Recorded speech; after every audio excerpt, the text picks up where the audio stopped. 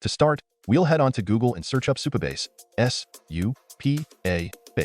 And here we are. It's the first link.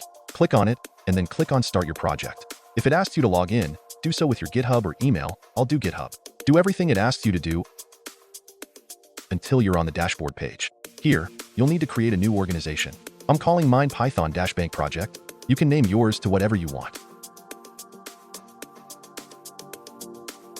And then for the project name, I'm calling it Bank. Make sure to make a secure password for the project too. Save it because we'll need it in the future. We'll leave the region alone for now. And finally click on the Create New Project. And when that's complete, it'll bring you to this page. Here, there's only two things that we really need to make this bank, which are service_role secret and the URL of the database. Save it somewhere.